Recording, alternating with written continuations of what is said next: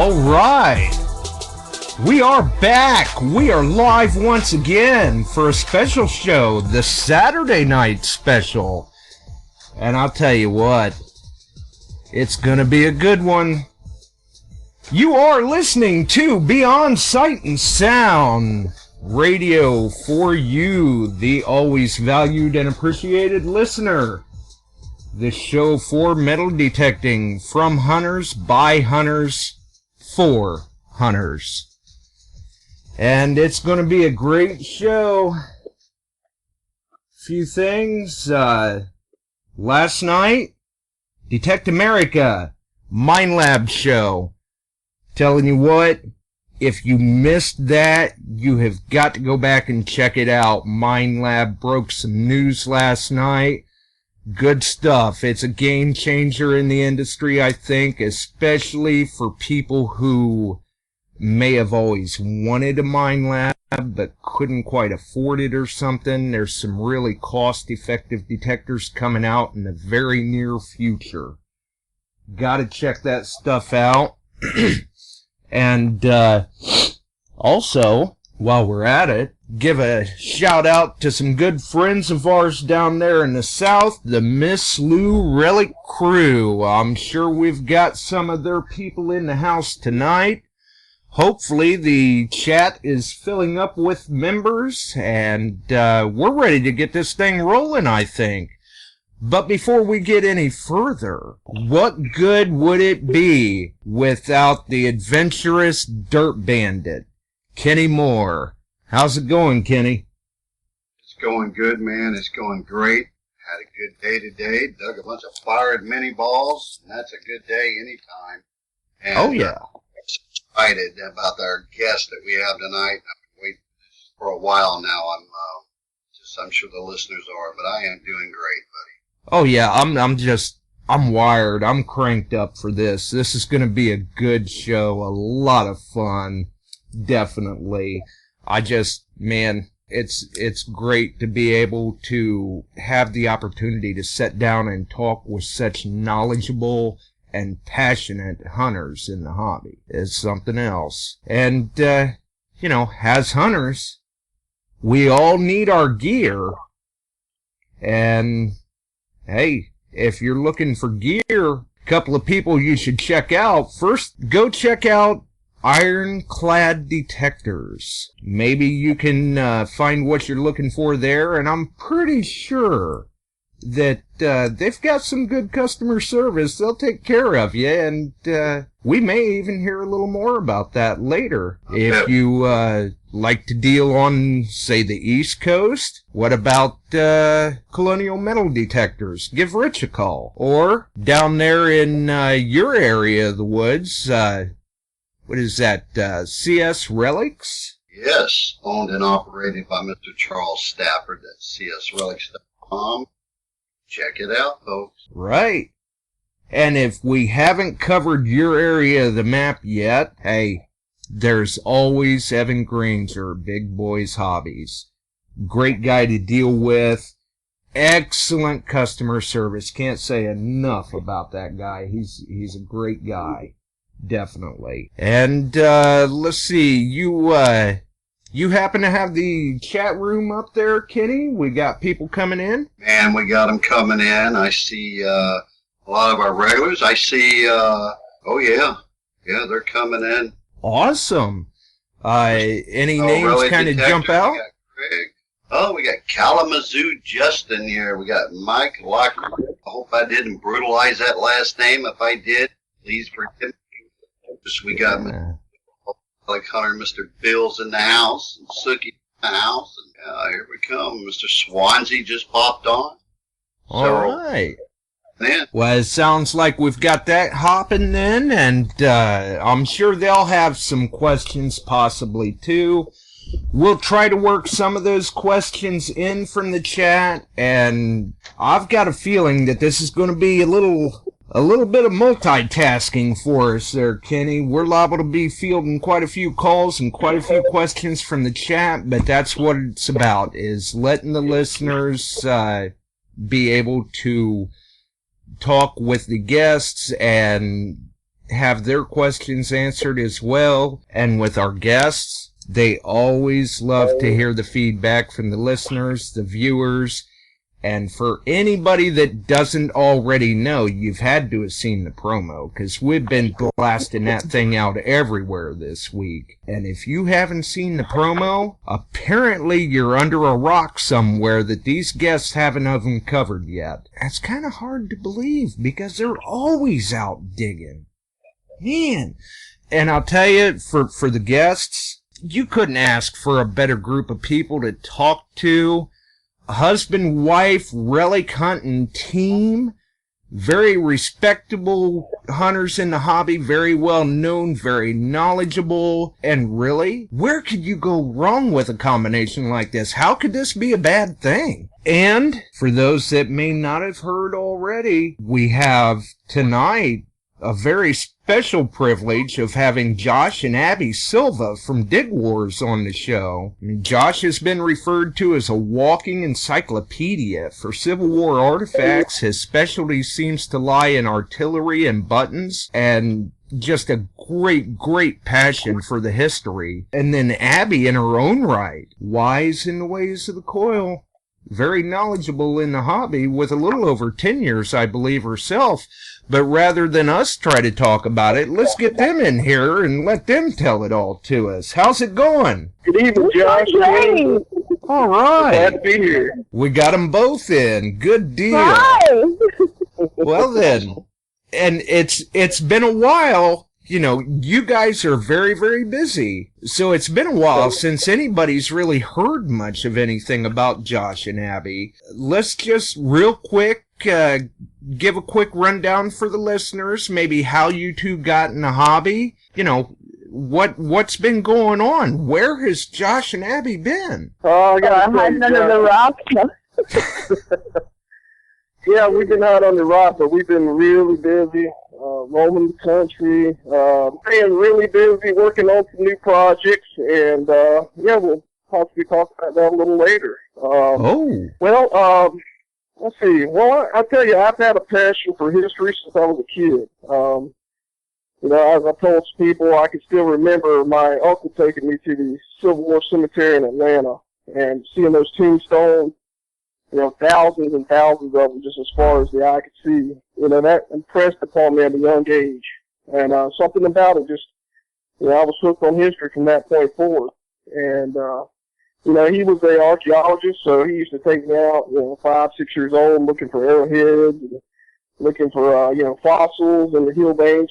And my grandfather was also one of the most well-known bottle hunters, relic hunters in the Chattahoochee Valley. So he would take me out quite a bit.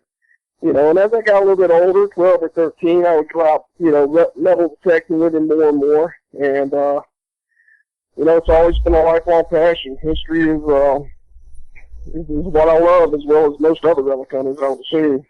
Yeah, and Abby, you know, Abby has been she's a really great relic hunter in her own life. I'll tell you exactly how I got into the hobby. I started dating this guy, and he told me I like to metal detect, and my first thought was, oh my God, you married socks and sandals on the beach, you know, like, and then he was like, no, it's not like that. I said, okay. So, like, our third date was metal detecting, and I'm like, oh, this is kind of awesome. And then rest is rock and roll history.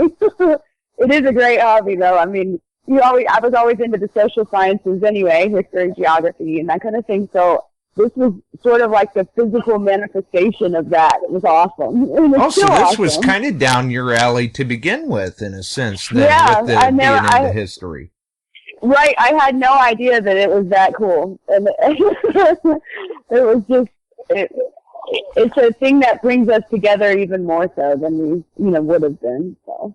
How cool is it to dig something that you've already read about or studied before? Well, I think it's true with any type of, even if your style is to look at maps and read, you know, historical documents and that type of thing, to go to those places that are described and then, you know, find something that is really from where you just finished reading about it. It's an incredible feeling, as you well know, and I'm sure most of the metal detectors out there, they know too. It's awesome. Absolutely, it is. But Josh, he's like a sponge, that fella I married.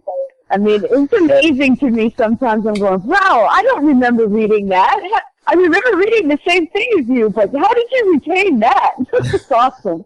Right? Yeah, it's for the love of the hobby. It's what it's for. Because when I look at Josh and I read stuff, you know, people they look at me and they go, "Man, you're really passionate about what you're doing," and you know that's great that they know that about me. But then I look at someone like Josh, which is, you know, a mentor to me, because I mean he's been doing this for a long time. There's not much he can't tell you that pops out of the ground.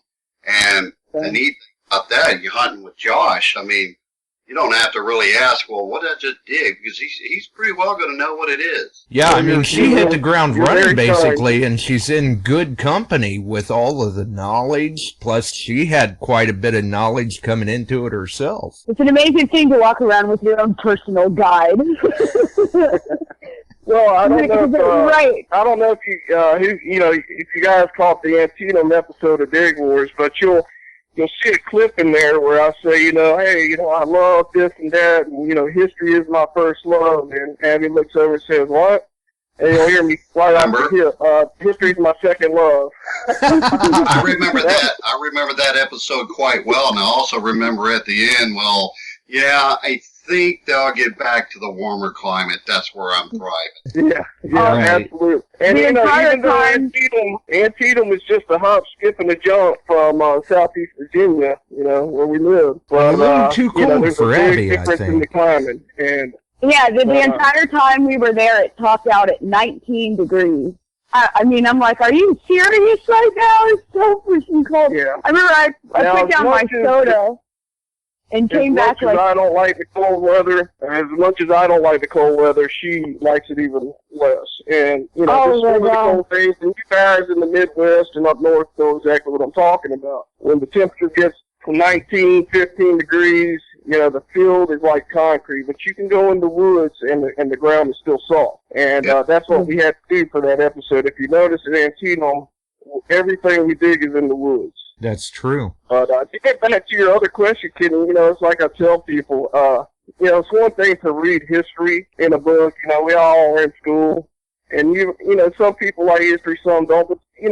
But and I loved it, even reading it in a book. But to read it in a book is one thing, but to go out there and actually pull it out of the ground, where no one's touched it in 150, 160 years or longer, that gives me cold. When I first started doing it gave me cold chills as a kid. And, absolutely.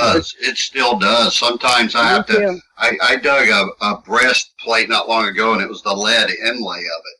I've never found anything like that. I've dug a plate. Wow. I sat down there, actually, and even kind of forgot I was videoing it. I actually just sat there and stared at it. And I'm kind of like, man, if this thing could just talk to me just for a few seconds. That's just, I get chilled. Oh, yeah, absolutely. I mean, Josh went on to get a degree in history even, and like he said, you can read the books. Even after reading the books, why be content with that? Get out there and live it, dig it, preserve the history. Right. I mean, there's no better way to do it, as far as I'm concerned. Completely agree. I run into people. No, it's fine. These phones are kind of, they echo and they have delays. It's fine. But, I run into people and, they just can't believe. I show them some of the stuff I've done over the years, and they just can't believe that kind of history is still in the ground. And a lot of it, bullets, a lot of it 3 or 4 inches below the surface. They just cannot fathom that history is still there. But a lot of it does translate into relevance of time spent in the field. You have to be determined. You have to get out there and dig it. And if you spend the time, you will be rewarded. That's true. You can't find anything if you don't get out there. That's right. If you're not looking, you're not finding. That's right. It's not, metal detector ain't doing no good in the house. Just sitting You there know in the what? corner. We have a question actually from the chat from Ohio Relic Hunter. All right. Curious about at some of the places that you got to hunt on. Some of the nice sites, which were just absolutely, as far as hunters go, would just be just a playground for the detectors. Was it permission just for this show, or do you guys get to go back? Good question. It was Okay, just for the well, that show. is. Now, if I understood you, it was breaking up a little, but you said the permissions we get for the locations we went to, is it just for the show, or do we get to go back? Now, that is a good question, and it depends on the site. A lot of the sites were actually secured from myself and other people on the show. Larry, Mike, we secured locations, and there were a couple locations secured by the production company, but most of them were secured by us. So, obviously, we had permission beforehand, so we do have permission to go back after the show as well. There were a couple locations where, we couldn't go back also. Ruby Mine's one of them. But it really is no set. Yeah, there's no set determinant. It just depends on the circumstances and really the arrangements we iron out with the owner, and whether it's a property that we already have permission in. Right. That was a great question by the chat and a great answer by you guys. This is what's so neat about this show, is we are also into this great hobby, whether it's coins, the Civil War, the jewelry, and have you guys on here to answer such great questions like that is just outstanding. Thanks for that. And it was a good question, because some of them were, like Josh said, procured by the production company, where that quite possibly is limited access, like a one-shot deal, but then there were other ones that were secured by himself, Larry, and others that they may get back there sometime. Definitely. I have a personal question for you. Uh-oh. When you guys, let's say you get done with one of the shows, and no matter which team came on top during that show, the finds, and I can name them because I've watched your shows multiple times. When you get back to the hotel or wherever you may be at that particular time, you guys have a personal little side bet on who got the end of the day. What was that question? Do you guys have maybe a side bet going on, like between the two of you, of who's going to get the find of the day, where when you get back to the hotel or something? We do that all the time, and you guys know that. Whether I'm hunting with Abby or with another digging friend or partner of mine, we always go out there, and that's. A lot of people, I try to tell people, Dig Wars is a dual moniker, so to speak. A lot of people see Storage Wars, and it's about the competition, and it is part of that. But with Dig Wars, if you notice, every site we go to has something to do with the Revolutionary War, the war between the states, War of 1812. So that's also Dig Wars. And on those shows, of course, we have side bets. And just like in our personal life, you're out with your digging partner, and you're going, okay, let's see who can find the first belt plate, or let's see who can find the best find of the day. Right. And how many at Fort Phantom Hill, I think Abby took it home. And let me tell you what, I get a kick out of every time. I'll say, I told you earlier in the pre-show, but I knew when she popped the plug out of that one, and she went into what I call the convulsating find. I mean, it got loud, it got shaky. I heard Josh and back, she's convulsing, she's convulsing. I knew something good was coming out of that, to see that. Yeah, and normally when Josh and I go out together, normally our side bet is who's cooking dinner tonight. There you go. Is it going to be me cooking or you cooking? But it's always a win. Well, see, and that's one of those where that would be handy. You're going, well, I found the best relic of the day, so I'm going to be busy cleaning and preserving this while you're cooking. That's right. But I'll admit to anybody standing in front of me, Josh is a better relic cleaner than I am. Much better. And he has so many little scientific things, and it's just amazing. I normally just say, here, babe, clean this. I'll cook. Well, nothing wrong with that. Well, it's funny because, feelings like that can't be faked. That's 100% authentic. And it's funny because when we're at that point when she found that belt buckle, the film crew was over with me, Larry, and Mike, and all of a sudden we heard Abby screaming. I looked over and she's shaking and stuff, and I'm walking out. Like I said, I remember saying something like, "Wow, did you find like a gold coins, or what did you find?" Like I said earlier, Virginia, we find U.S. plates in Virginia pretty regularly, but to find a early Mexican War era U.S. Dragoons won U.S. plate, that's another thing altogether. That's a phenomenal thing. And honestly, that was the only plate we found. So, even Larry was like, he was kind of grumbling, like, man, we can't believe the plate that. But yeah, everybody's going, look out, she's got a goodie. Some of the listeners that may not realize the find is there's plates, and all plates are cherished, and they're just a great piece of history. But that particular was a pre-war Dragoon plate. You just don't go out and find those anywhere. No, absolutely. And the cool thing is, the guy had carved his initials in the back. It had all three of the puppy paws. I mean, that plate. It was a beautiful plate. It was guys. And the cool thing is, like, part of the deal on that site was everything that we dug, we donated to the what was it, Frontier Texas Museum out there in Abilene, Texas. So those are all on display out there in their museum, which is really cool because, I found it, and it would have been awesome for my collection. On the other hand, now everybody who maybe didn't see the show also gets to see that. It's a cool thing. Right now, is that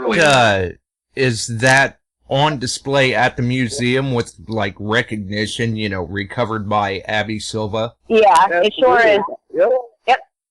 And well, that's definitely cool. In fact, what we did is everything we found at Fort Phantom Hill, we donated to Frontier Texas Museum, which is a brand new museum in Abilene, Texas. And if anyone's near there, I would highly recommend them going to check that museum out because they spent millions. It's a gorgeous, gorgeous museum. It really is. It's awesome. What they did is they bought rights to that episode of Dig Wars, and they show it in their theater in the museum. When you come out of the theater, you actually walk into the exhibit, and they got an exhibit dedicated to just that episode of Dig Wars and all the stuff we found. They have pictures of Abby and I, Mike and Larry, and Chicago Ron and Mark, and all the stuff we found, along with the maps we used and everything else. A really beautiful display, and now it's there so everyone can enjoy it, for many years to come. I mean, that's what it's all about. Absolutely. That's very cool that was done that way. And I'm sure you guys gave the museum quite a boost with the finds from the show. Oh, sure. I believe we did. And if people want to check that out, they can actually visit the Frontier Texas website. And there are photos of that exhibit on their website. Oh, they did a really good cool. job. Yeah. They really did. I was really pleased with the way they did it. Josh, we may want to put that link to that on the group. Yeah, absolutely. We'll have to get to that. Now, what detectors are you two running now, and why? Oh, wait a minute. Before we take that question, we've got a special call here that I think you guys may be interested in. Go ahead, caller. Hello. Hey, Josh.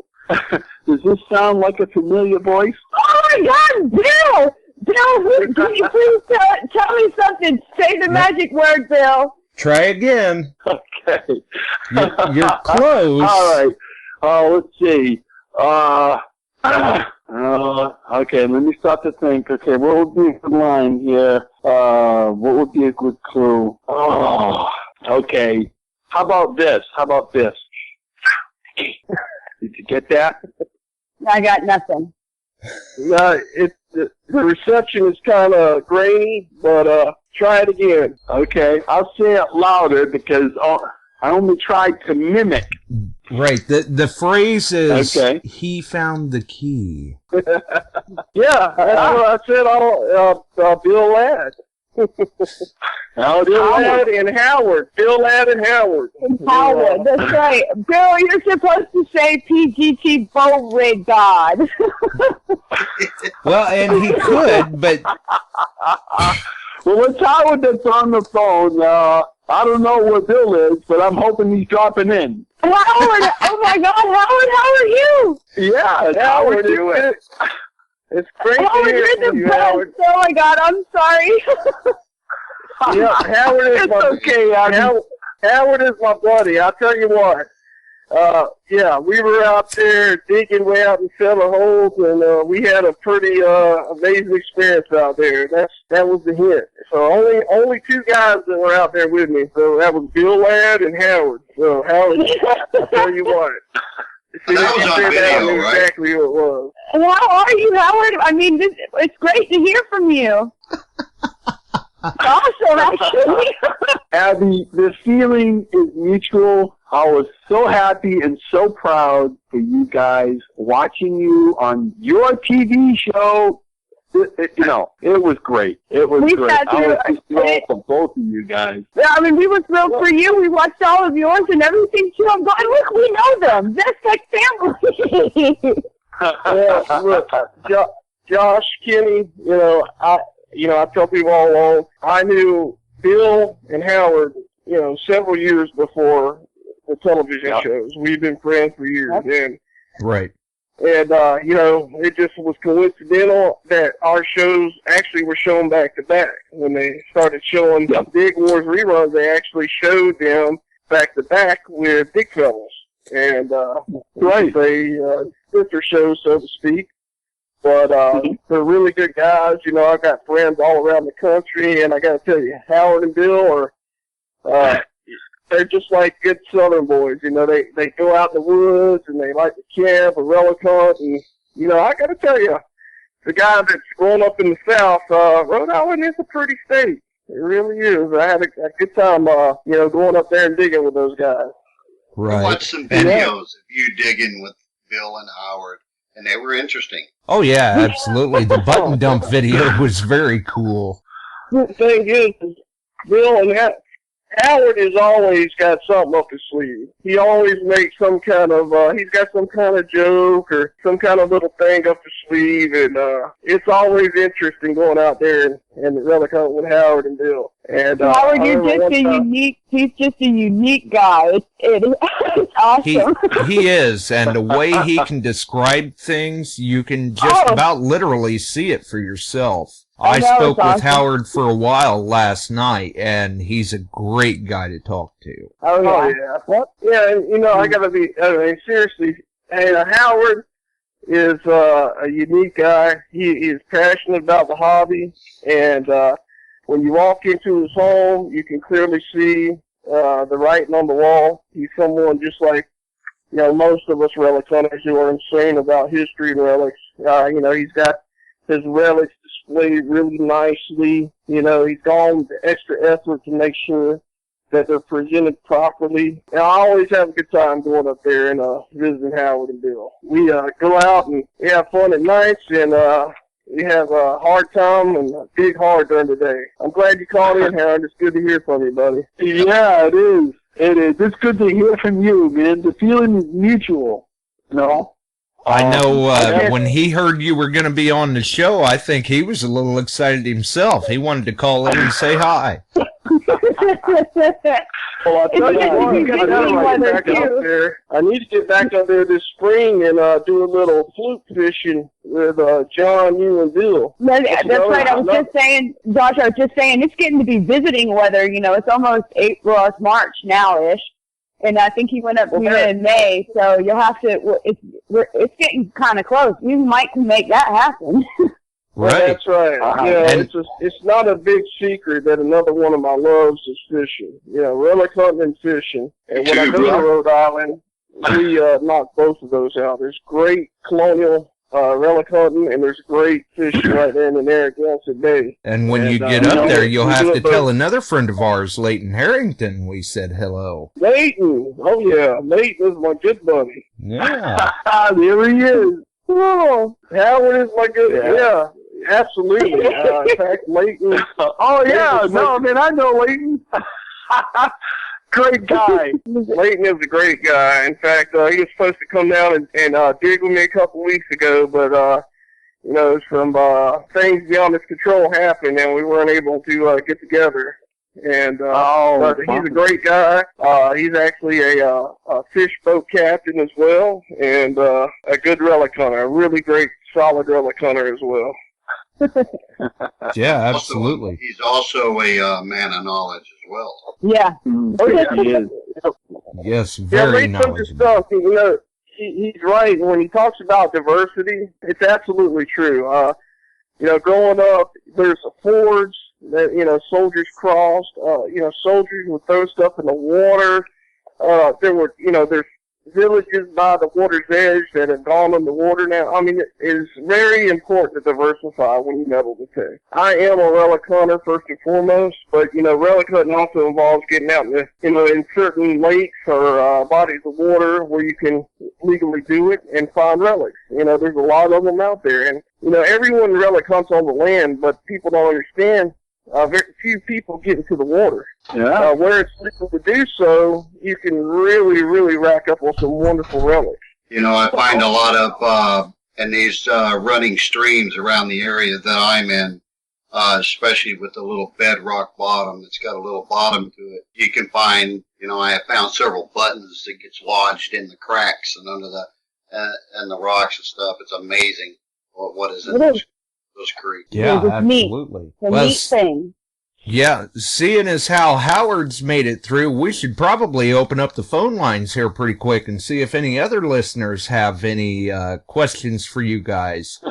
But before we do, first off, I guess, what machines are you and Abby running now, Josh? Well, I gotta tell you, honestly, when I was younger, when I was a kid, I was a big Whites fan. As I got older, I became a First Texas fan. And since the T2 came out, you know, I used the T2 way back when it was first in its infancy. And I was a big proponent of the T2 because, you know, the extended iron range made the T2 run a lot smoother in iron. And, you know, everyone knows when you find iron, you find the relics. You find the campsites, the home sites. You know, I got to be honest, and you know, I'm a First Texas guy, and this is not knocking against them, but the old F-75 was much more chattery than the T2 was. So I was always, you know, since the T2 came out, I was always a big proponent of the T2. But I got to tell you, that new F-75 it's like a Corvette compared to a Pinto. The new F-75 and the old F-75, apples and oranges. I can take that new F-75, and it's got new modes. It's got new modes that allow you to only hear the non-ferrous targets, or it allows you to hear the iron very, very low. The non-ferrous targets will come in real loud with the iron real low, which I like that mode because you can still hear the iron when you come up on it. And it runs super, it's like the Night Rider. It runs super, super quiet. Something that the old F-75 didn't do. It was very chattery. So I got to tell you, since the new F-75 has come out, I've been a big user of it. I've been using that brand new F-75 SE much more than anything else. Awesome. I still lay it down with the G2. I love my G2. I like it because it's easy. I like it because it's just awesome. I can't say enough about it. And the F-19 as well, I think. Right, and you know, you get familiar with a machine that you're used to. That's half the battle there. Once you pull that machine, then you're pretty much in the zone with it. And then one other question before we open those lines and see if anybody's got any questions for you is that for you, Abby, being on the Dig Wars show, I mean, already you were experienced in digging and everything, but was there any sort of, you know, did you feel a little out of your element or maybe a little intimidated at first being with all these other hunters, or did you just kind of go in with the mindset of, you know, I'm going to show them that lady diggers do it too? Well, I never go in anything nervously. I kind of tend to jump in with both feet anyway and just see how it goes from there. Right. So, but the whole group, I mean, not just because my husband was there, but you traveling around the country with 4 other guys, not just your husband, and they never intimidated me, always helpful, and yeah, I do want to show, you know, the community that, yeah, there are women in the hobby and we're really good. Look at us. That's great. So, especially when they're pulling Dragoon plates out. That's what I was going to exactly. say. And if I could step in here a minute, I would tell you that there were several times where Abby, she outfoxes. She got the better artifacts, and you know, on the road, she was really. I mean, you know, Larry will tell you this. Mike Scott, Ron, Mark, they'll tell you. Abby was like the on the road mother. Abby had the Band-Aids. She had the Larry really got those disposable toothbrushes, and Abby always had those handy. And so every morning, Larry would be like, "Abby, you got one of those disposable toothbrushes?" So I mean, she was really like the on-the-road mother. Everyone hand sanitizer, toilet paper, you name it. Sunscreen. Right, bug spray, sunscreen. Yes. We were like a big family. You know, obviously when we filmed the show, you know, each team wants to win, but it's friendly competition, and it's for a bigger goal of just preserving the artifacts. You know, we went out there, we didn't go out there to sell artifacts or make money. We went out there to preserve artifacts and have a good time doing it. And that's what we did. Chicago Ron, when he had been on the show, he had even mentioned that too, as far as Abby was just this bubbly personality, always being kind of like a den mother, and we've got another. It was like traveling around with your husband and 4 brothers. So you want to take care of them because, you know, they're in the hobby too, but you are a big, giant family, and most of the metal detecting community will tell you that. These people are my friends. They're into the same thing I am. That makes us friends. They're all a little bit weird. It's okay. Exactly. 508, you're on the air, Josh and Abby Silva. Hey, good evening, folks. How are you? Hey, we're great. How are you? Excellent. Doing pretty good. I know that accent. Josh and Abby, great to hear you guys on the air. Glad we could finally contact each other. How's things going down there? Hey, great. Really well. You know, honestly, we're doing better than most of the rest of the country. We're getting rain, and for the last couple of weeks, everyone else is getting snow, so can't complain. Yes, sir. As you know, up here in Boston, Cape Cod, we've had almost 8 feet of snow in the last 4 weeks, my friend. And I'll tell you what, I don't think you're going to find any fluke or flounder in that type of weather. Yeah, I don't think you're going to be out there in a wetsuit in this kind of weather. That's for sure, buddy. That's for sure. My goodness. Hey, it's great to hear you there, Abby. Hi. How are you? Great. Doing great. So there's no secret that I have the Boston accent or that Kennedy accent, right? Right. Oh my God. But it's so. Come on with Bill's magic word. How do you say it? PGT Beauregard. Say it for me. Clown Chowder, PGT Beauregard. Beauregard. It's that general Rhode Island, Massachusetts accent. Abby just can't get out on it. She just does something. Listen, you know, we parked the car pretty good, I gotta tell you. Yeah, and please tell me you're eating lobsters and running from spiders. Abby, when you and Josh come up here, I will treat you to the best clam chowder you've ever had. Oh, good. That's the deal. Well, you know that we're definitely got to go out there and do some fishing. You know, I'm going to come up there hopefully in the spring, and we're going to go out on that boat of yours and do some fishing. In addition to relic hunting. Absolutely. You know, I like to tackle both hobbies. Yeah, I know. Well, you kind of spilled the beans about the other passion that you had. I didn't get a chance to get in there before, you started talking to Howard there. So I'm glad you did bring it up because I don't think a lot of people knew that you actually like to fish. That's a good point. He calls it dirt. Occasionally he'll say, I'm going to go out there and, Abby, come on, let's go dirt fishing. And I'm like, what? Oh, okay, yeah, we'll go. That's great. Well, listen, I won't take too much of you guys' time. It was a pleasure. I'm glad you guys got on the show finally, and I know Josh and Kenny were all excited about getting you on. I was too. And listen, be safe, and you got my number, buddy. Hey, Oh, thank you. You know, we were supposed to get together back, a couple weeks back. We will make it happen this spring. I guarantee it. That's right. All right. Well, I am really looking forward to that. Yes, I know, beyond our control for sure, and I appreciate all your footwork that you had personally done for me there. It just didn't work out, unfortunately. But you got plenty of time, buddy. We're still young, man. That's right. My pleasure, Leighton, and I can't wait to see you, buddy. Okay. Definitely. Abby, Have a good one, Leighton. All right. You have a great night. We'll show them how to do it. We'll show them how we party in the South up there in Massachusetts. Right. I would love to see that. We'll get some good video and we'll post that on the boat. How's that? Yeah. All right, buddy. Well, Make sure you got I a supply enjoyed of sweet tea for them. Oh, yeah. Get that sweet tea for them. That's right. That's right. Absolutely. No God fearing, respecting Southerner would drink tea without sugar in it. Absolutely. That's for sure. That's for sure. All right. Well, listen, you two enjoy the show. It was fantastic talking to you. Always like to hear the familiar voices for sure.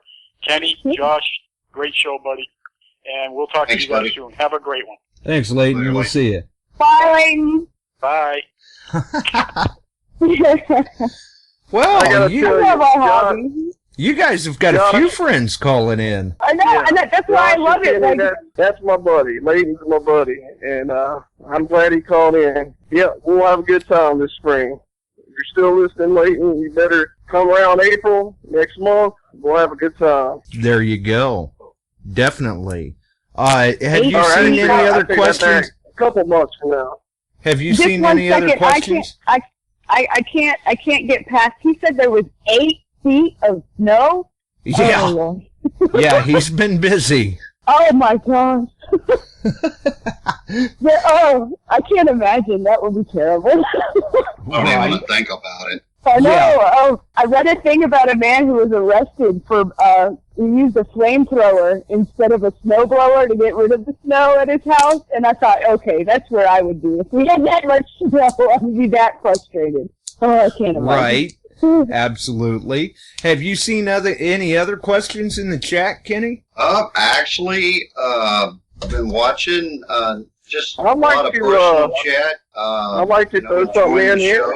Okay. Last time I was on Relic Roundup, I forgot to thank a certain individual, and that's Richard. And Richard knows who I'm talking about. Good fella, and he's one of the guys who actually, when Big Wars contacted me, I had a couple guys actually tell them, hey, contact this guy. And Richard was actually one of the guys who also sent the information about them. And last time I was on Relic Roundup, I forgot to mention Richard, so I just want to throw that out here. Appreciate it, Richard, and thank you, buddy. Oh, yeah, absolutely. And you were saying you did see some questions, Kenny? There was one earlier, and if I remember correctly, it's way up there, but I believe Swansea had a question. Let me try to remember, because I can't go back up that far to look at it. And it went back to, I think it was a contractual questions for the promoters that got permissions. Those permissions go back to the landowners or to Josh and Abby, I believe, was the question. Do they go back to the property owners? Right, their permissions. Now, I don't know if what he meant by that was a contractual permission. Swans, feel free to call in and ask that. Sorry, buddy, there was things going on out here.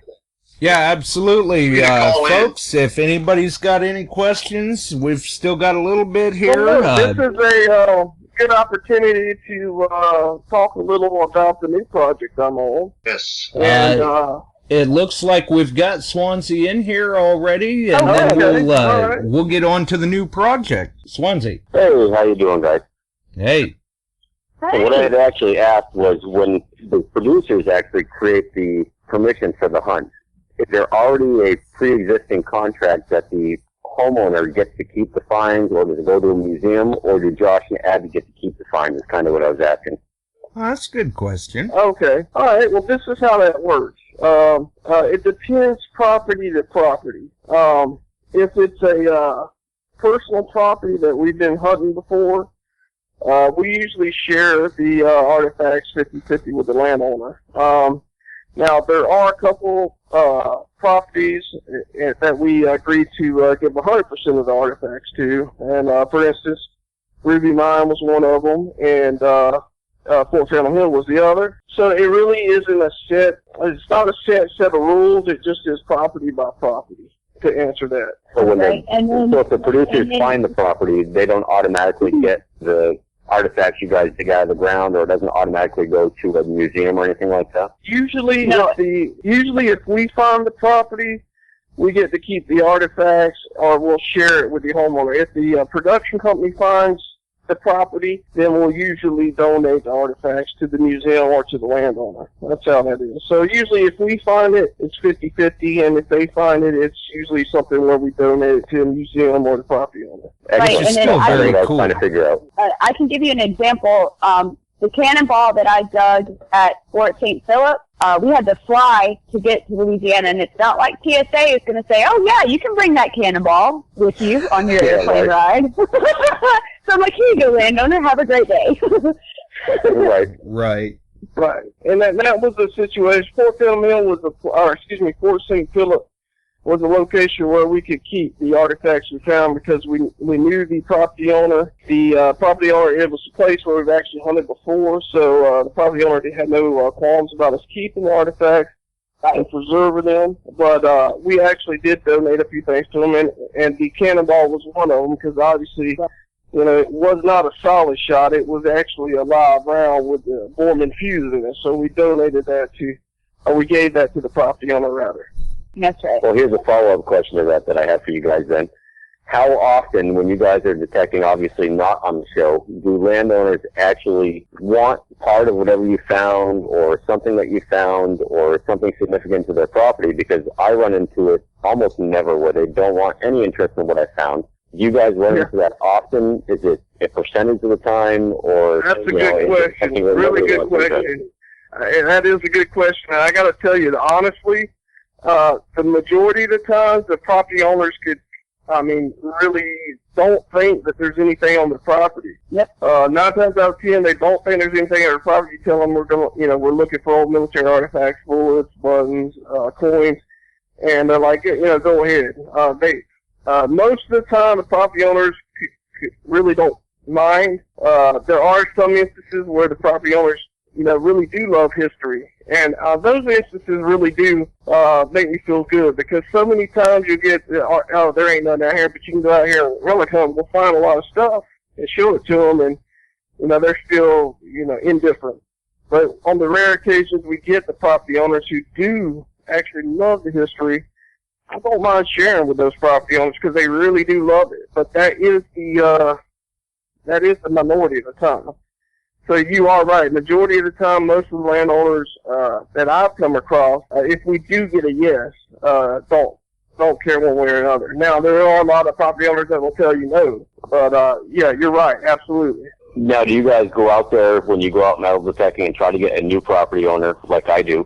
Do you bring things that you found in the area to get permission off of that property, or you just go in and just say, hey, this is what we're looking for, this possible property on your history, I've done some research, or do you actually show them what you found in that spot, or that general area, I should say? Well, if I go out and looking for new properties, obviously I probably don't have the artifacts I dug near there, but I do tell them, hey, this is this general area was a battle site or a campsite, and so I'm looking for Civil War artifacts. And a lot of times they're like, hey, I don't think you'll find much, or hey, yeah, go ahead. Or, sometimes like, well, we'd rather not have you. But that's usually the minority. At least that's my experience in Virginia, the part of Virginia I'm in. Now, there's other parts of Virginia that people are a little less inclined to give you permission. Those are the more heavily hunted places around Virginia, around Culpeper and around Richmond.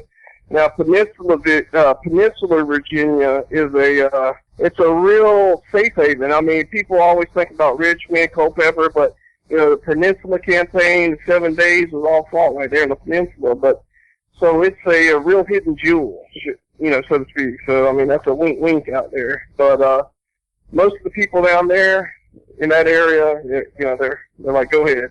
Or Excellent. they really don't mind one way or the other. But when we do come across those people that really love history, I love sharing it with them.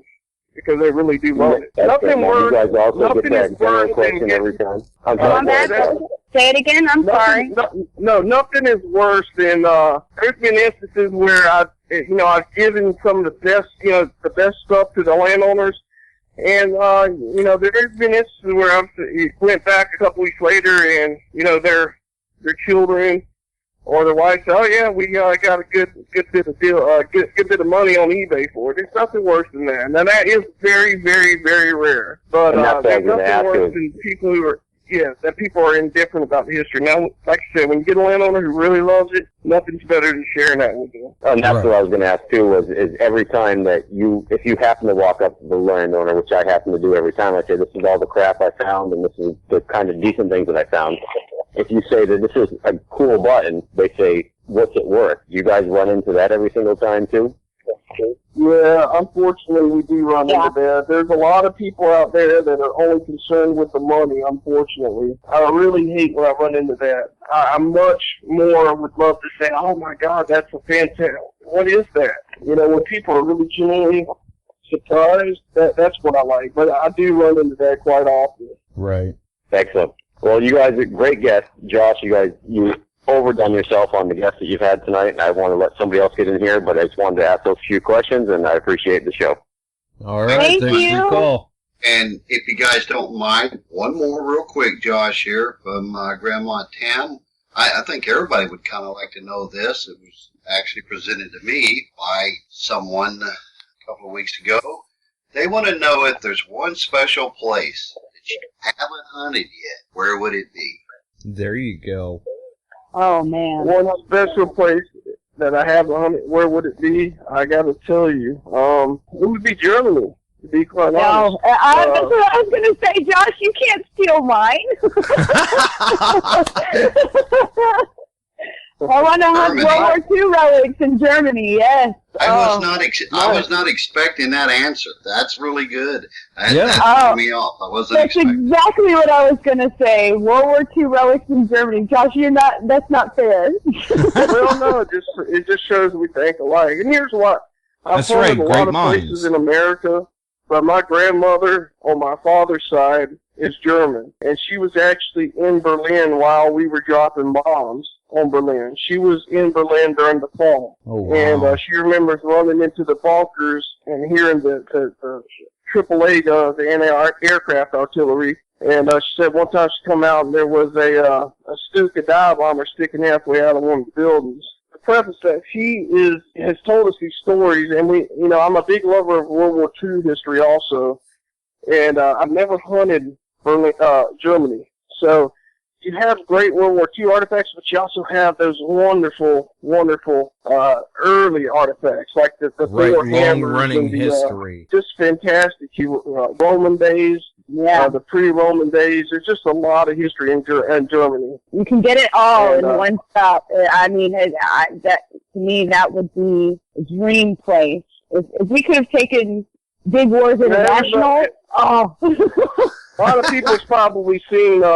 I believe it's Stan's videos where he hunts in Germany. I believe he's Irish or Scottish, and he's just a riot. Oh yeah, and he's a riot, and there's just so much stuff over there. And I got to tell you, Russia's another place. My buddy Mike Scott has hunted in Russia. The Western Front, the Eastern Front of Germany, but the Western Front of Russia. There's just so many. I mean, they're still pulling out Panzers and German tanks out of bogs and swamps. I mean, there's so much stuff just left there.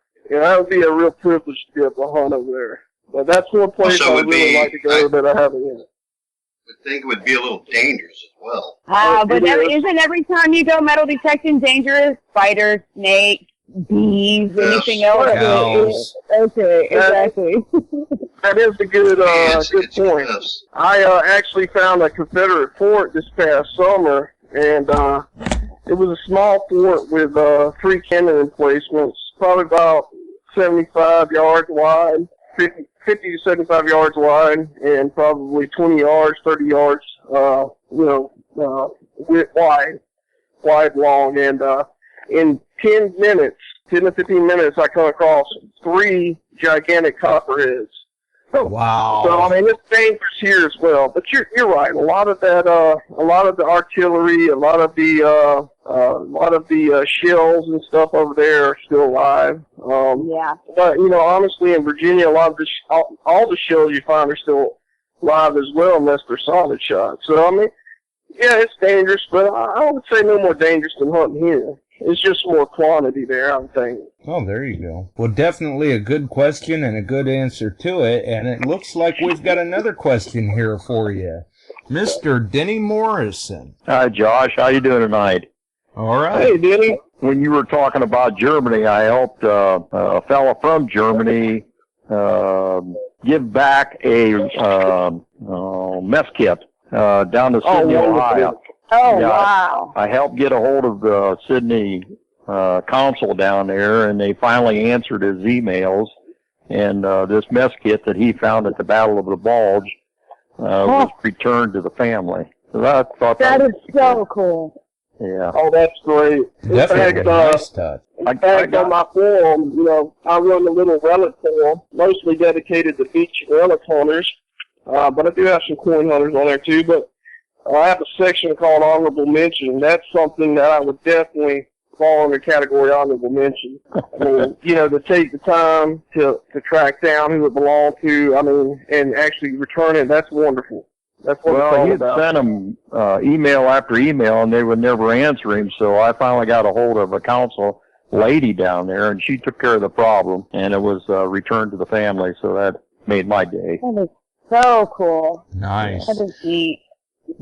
Did you have a question for Josh? Yeah, I've got a question. I got actually 3 of them, if you got time, Josh, or not. Sure, absolutely. When you ask an owner for permission, do you ever have him sign anything, or at least write his name down and where he lives, or anything like that? Yes, I do have, if it's somewhere, for instance, like City Woods or a large hunt club, then I do have them sign something where I have their name and actually where it shows they've given me proof to hunt there, because then you'll come into contact with other hunt club members, or you might come into other city officials, and that way you can show them, hey, I've gotten permission from the big guy.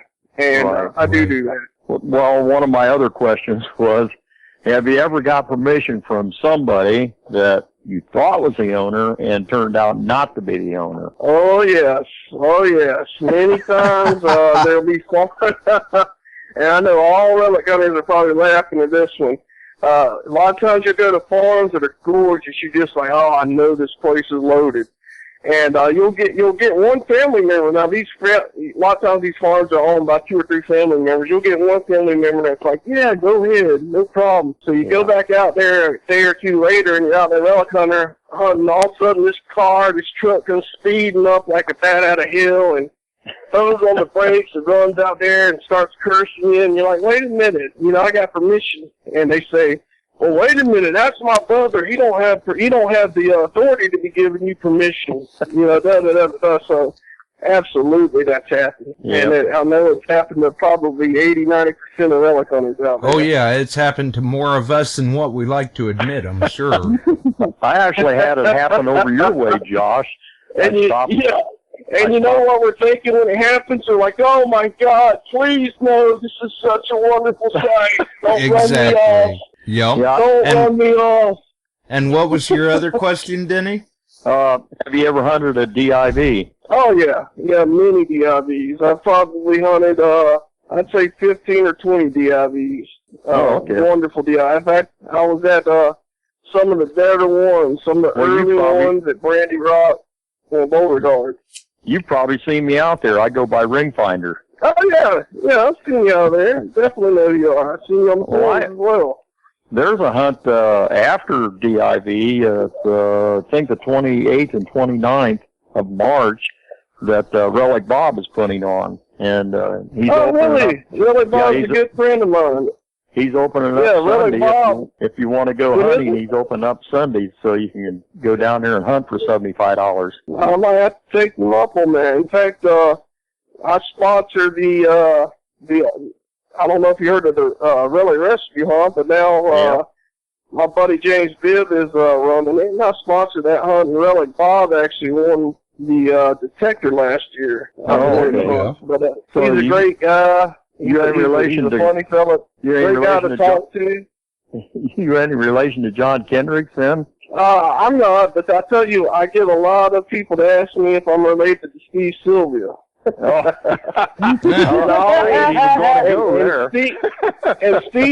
Steve knows exactly what I'm talking about. Man, we got a running joke that we're cousins, or sometimes I say, hey, that's my uncle or my cousin, but yeah, it's funny. I do get that quite a bit. One little extra I, and then we're related. There you go. Right. Well, that's all I've got is a great show and good hearing from you guys. Thanks so much for calling in. I enjoyed it. I've hunted with Howard and Bill Ladd many times, and they're just as funny when I hunted with them as they ever were on TV. They're just a lot of fun to hunt with. Absolutely. They are. Yeah, they're a lot of fun. Real great guys, and I always enjoy seeing them. Yeah. All right. Well, thanks for the call, Dennis. All right. Bye now. Well, that's the thing. You know, I've got a lot of friends all across the community. You know, I have a lot of friends that hunt the so-called DIV treasure spot, and I have some friends that hunt the Treasure Depot. You know, I try to be cordial to everybody. But yeah, it's a great hunt. Really, Bob's a good guy, and I look forward to seeing him again. There you go. Yeah. We're just naturally friendly people. I mean, I think across the community, most people are just like, hey, you're pretty cool, and I'm pretty cool. Okay. There's a lot of them out there. Yeah. There really is. And you were starting to say something about a new project. Absolutely, yeah. Let me say a little bit about that. So, in addition to Dig Wars, Larry and myself, we're working on some new projects. Mike Scott, I'm working on a new project right now for the History Channel.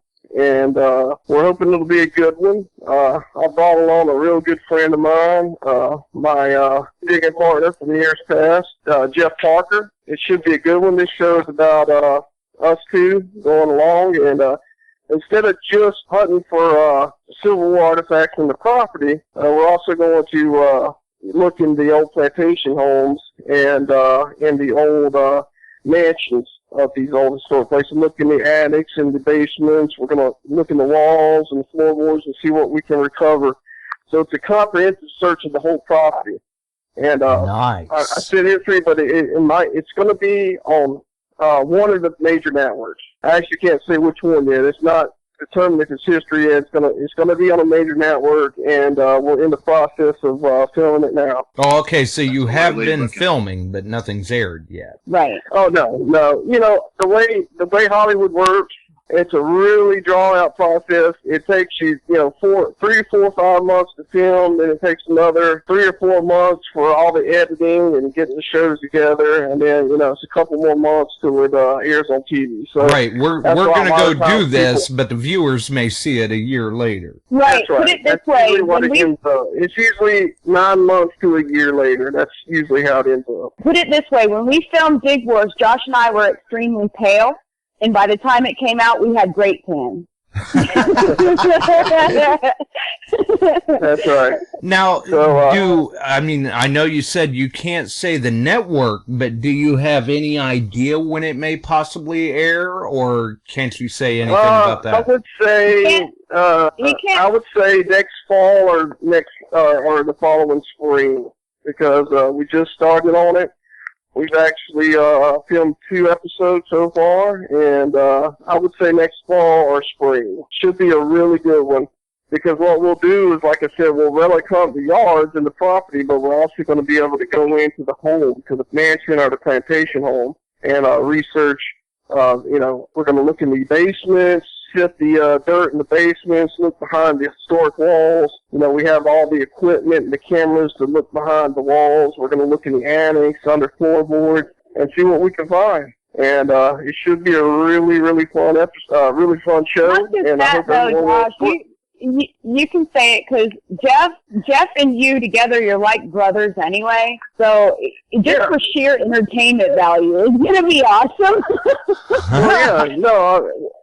Yeah, of course you want a digging partner or someone you're close to, just like in real life, because you want to have that intimate connection where you can not afraid to, you know, joke around with each other or say, hey, we're going to see who finds the best thing today. And Jeff, they told me to pick someone. Jeff partner has been a buddy of mine, been a long-time digging partner of mine. You know, when they told me, hey, you pick someone out, I brought him on. He will be my partner for this show. Because actually Abby was indisposed. She was working on something else, so she won't be available. Well then, is that something you can elaborate more on? Well, having said that, though, I wouldn't rule out her being on some of the episodes. Okay. Yeah, she got a good opportunity with something else that wouldn't work with the schedule. So I wouldn't count her out on future episodes. You know, you get into show business, and then reality kind of kicks in, and you're like, you go on with that. I'm going to go over here for a while. So that's basically what's been going on with me in general. But I'm very excited because Jeff and his girlfriend, everybody. I mean, they're just really great people, and Josh and Jeff together, and it is. Just like I said, for sheer entertainment value, it's going to be awesome. Right. It's always more fun with your friends. Oh, that's right. And we want to bring people, honestly, as people, we laugh, we joke, but we have our serious sides too. And, big boys, I try to represent the Relicon community in a serious fashion, not try to make them look goofy or whatever. But, you have your moments where you're laughing and you have a good time too. And that's what happens when you have someone that someone you've dug with, for years in real life. When you bring them on a show like that, you bring that onto the show. So, you bring your bench and your history, but, you're not afraid to every now and then joke around with each other. And, that I think that that conveys to the audience, hey, we do that. I do that when I go out. And that's what I think when people watch, they like as well. The whole key people can relate to it. Yeah, the watcher, I mean, people that watch it they're vicariously joining you in that hunt. So, something right there. Exactly. That's right. It speaks to everybody's inner Indiana Jones, no matter what. It doesn't matter if people have never metal detected or hunted for treasure in their lives. Watching this show that is about preserving history and that type of thing, it appeals to people's inner Indiana. Exactly. People in general have a natural curiosity. They want to know. That's right. We're all nosy. You just don't know it. Right. Good way to put it, Abby. Definitely a good way to put it. Now, have you guys, obviously, you said before, you're not really so much interested in the value of the find as much as, say, the historical context. Have you ever sold any finds? Ooh, no. I mean... Abby's right. Generally, no. I gotta say, in years past, I've been pretty staunch about selling artifacts, because I don't want people to look like we're looting history for profit. But I gotta say, in the last few years, I've eased up just a little bit on that. Because I think, obviously, I don't sell very much. Very, very, very few times do I sell anything. But for instance, some of those cannonballs I was telling you about, it costs $70-$80 to get a cannonball to fuse. Sometimes you can find it for cheaper, but my point is, if you have a bunch of them, that's a lot of money. So how many cannonballs does someone need? So that's an instance where, maybe I'll sell a few to someone too. But the point is, someone who really will appreciate it. Right. Someone who's going to cherish it and appreciate it. So, if you're a relic hunter and you've been digging for over 20 years, you get so much accumulation of stuff that sometimes, I think that it's not a big deal if you sell a few buttons or buckles or something. put a little display together. If someone's going to cherish it and really love it, I don't think that there's a problem with every once in a while doing that. But generally, like as a business, or do I go out there and dig relics as a business or just solely to sell them? Absolutely not. I think that's obscene, to be quite honest. To loot history for profit, I think that's a disservice to our hobby, and this represents everyone in it. Okay. Now, has there been any, say, like a nice find that you found and then maybe lost? I don't know, you had a hole in your pouch or something, because it's happened to many of us. Or one of those finds that you may have sold that you find yourself, after the fact, regretting that you had done it. Josh, to answer the second part about the selling things that you cherish and then regret selling it, he would never. If he even had an inkling that he might regret it, or just like me, I might regret selling this, and we don't even entertain the idea of selling it. And stay right where it is. Yeah, that's right. If I have second thoughts, it's staying right at the house. But Josh in his good old treasure pouch, he has definitely found things and then had to go back the next day and say, I know I lost it somewhere. Let me retrace my steps. Yeah. I've got some friends that sell artifacts here and there. And like I said, that's why I've gotten to kind of ease off of it. They're great guys, and, I kind of understand the thinking. As long as these people really cherish and take care of it, I don't have a problem with it. Me personally, I very rarely sell anything, and I never regret selling anything because I just don't do it. If I know I'm going to regret it, I don't sell it. Usually if I sell something, it's something I have a lot of. Like I'll make a display for someone.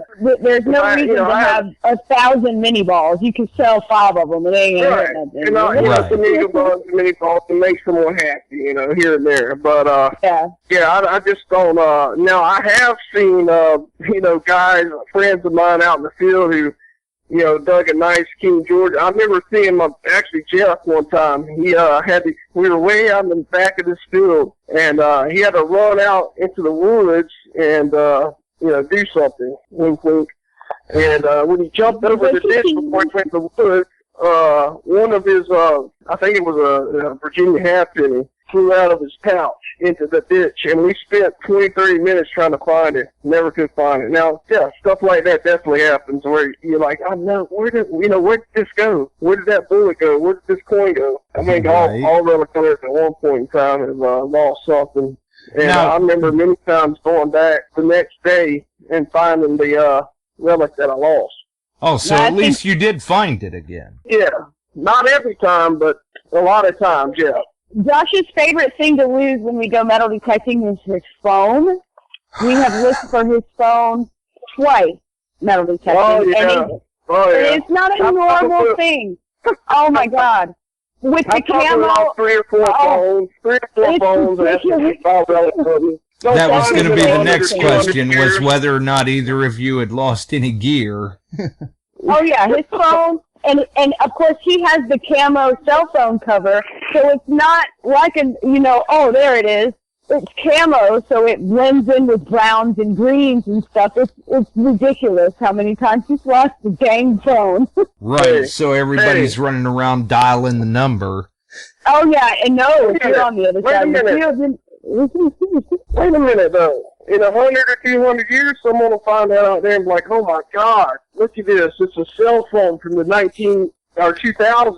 Yeah. Right. It'll be a wonderful artifact. They'll be like, this is fantastic.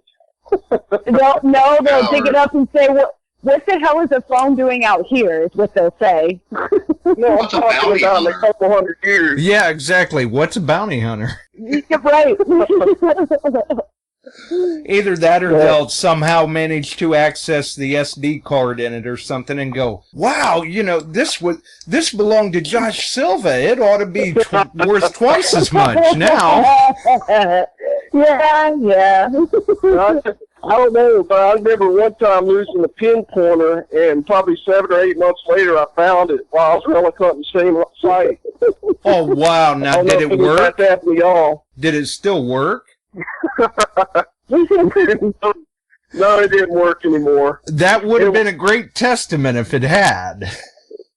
Well, it was I won't say which brand, but Right. It wasn't one of the better pro pointers or anything. It was slightly under that, but I believe if it would have been a little better pinpointer, it probably would have worked. But yeah, it didn't work, and it kind of worked, but it was really erratic, and I had to ditch it. But Right. yeah, it's funny because I think everyone I know has lost something like that at one time or another. Oh yeah, it happens to all of us No, more often than we like to admit. And you know, a lot of times we play jokes on each other. Like I remember one time I was mentoring this young guy in high school, and I buried a Georgia belt plate, a reproduction. And we were on a battlefield, like some private property that we had permission on, battlefield property. And sure enough, I was like, hey, come over in this area. You know, I just got 2 or 3 bullets. And he comes over there. Sure enough, he walks over it. And he's just, oh, my God, he's doing, yeah, he looks like, well, never mind. He looks like some guys on TV. He's doing cartwheels and jumping around. And, Right. oh, my God. And, you know, I let it go on for about 15, 20 minutes, but I didn't have the heart to really let it go on much further. And I finally said, hey man, that's a reproduction plate. And I swear he went from the high highs to the low lows. I thought he was going to punch me there for a minute. He was so upset. And then there was another time, this was actually last year, I believe. We were out there relic hunting. Someone actually took someone brought up a human skull. And it was getting dusk, and wow. It was one of the biggest Civil War camps of the war. So I mean, it's legitimate that it might be out there. This guy brought his skull up, and there was like 50 of us up there camping. And oh my God, he stuffed mud in the eye sockets, and I mean, he did a good job. It ended up being like one of those fake skulls.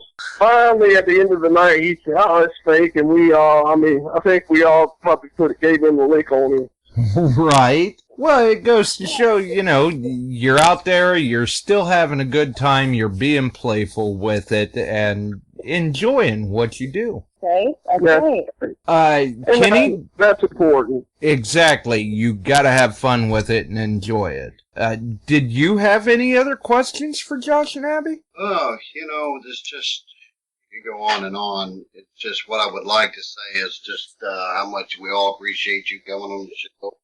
We just appreciate your love for the hobby. It's great for the hobby, and that's what the big thing is about.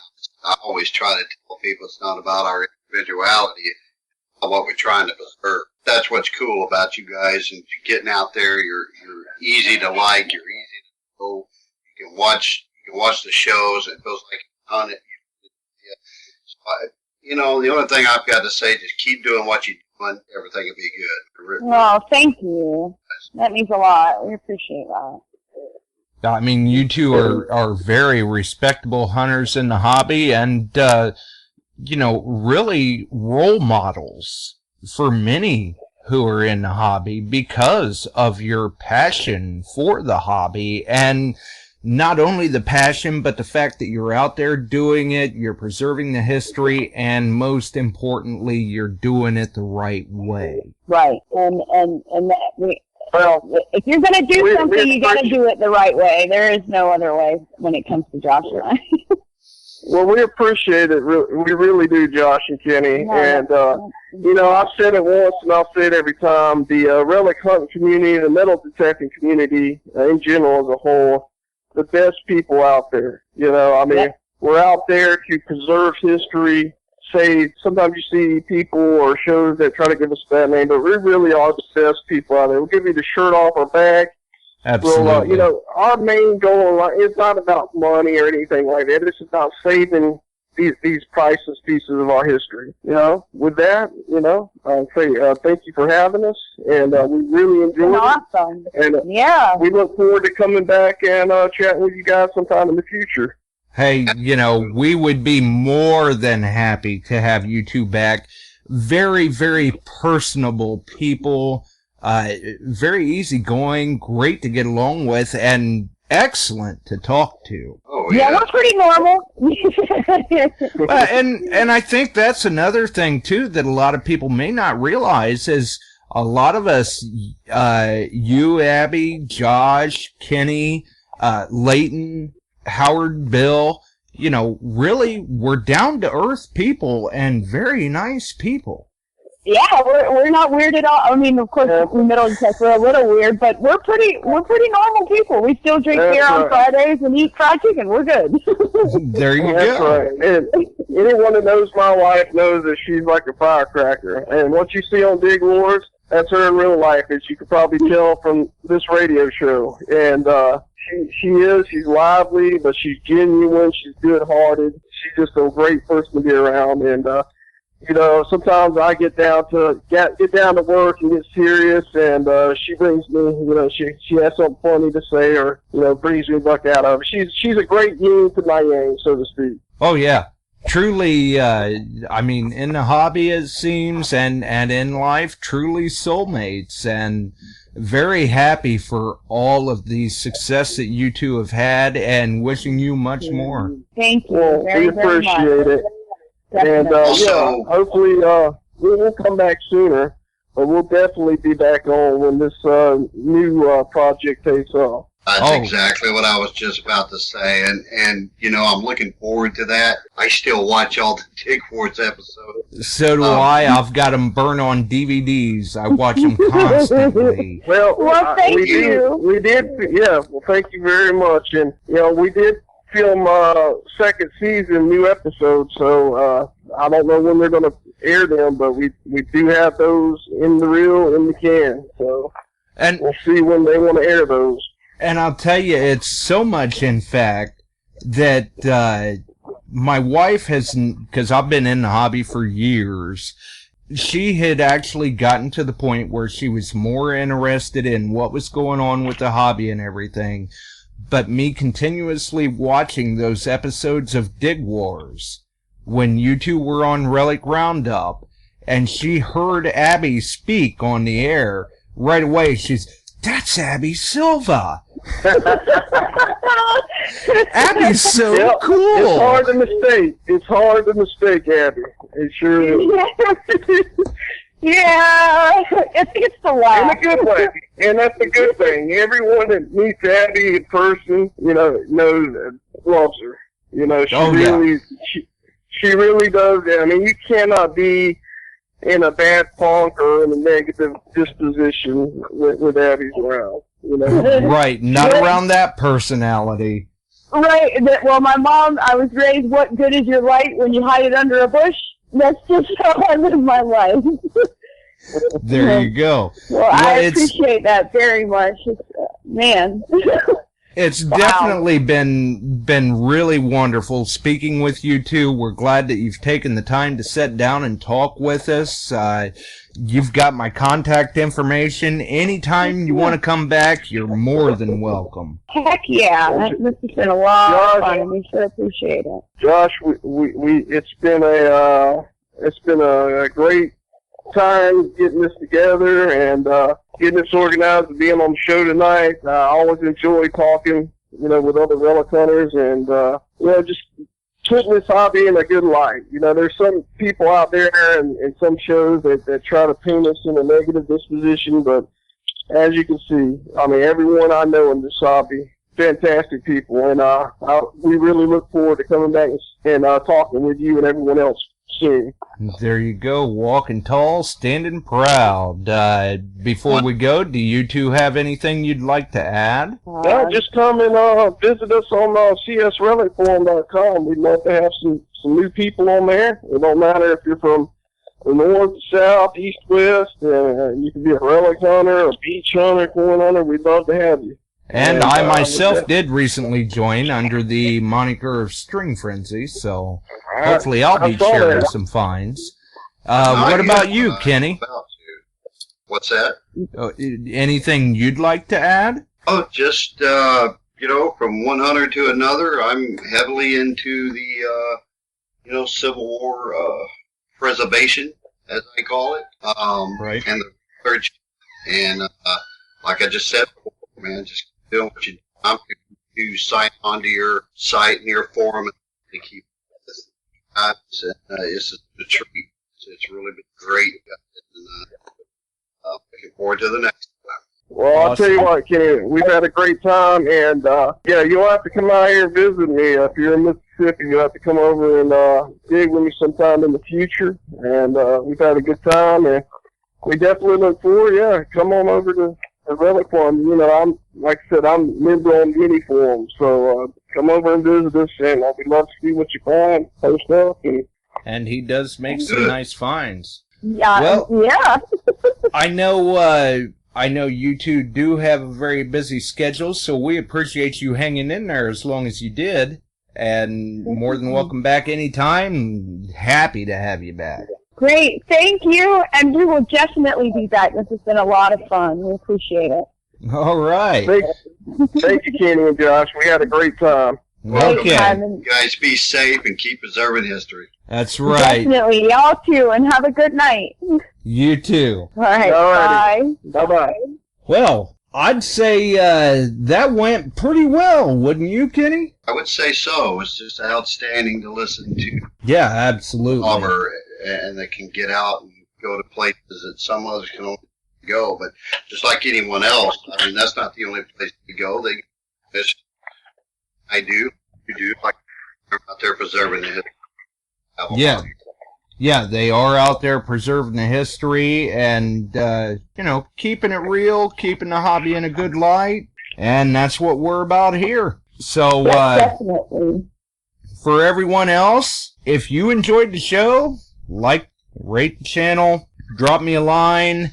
If you'd like to be a guest on the show or have a topic you'd like to hear covered, hey, I'm not hard to find. For everyone else, hey, we got to roll. We'll see you Wednesday with who knows what.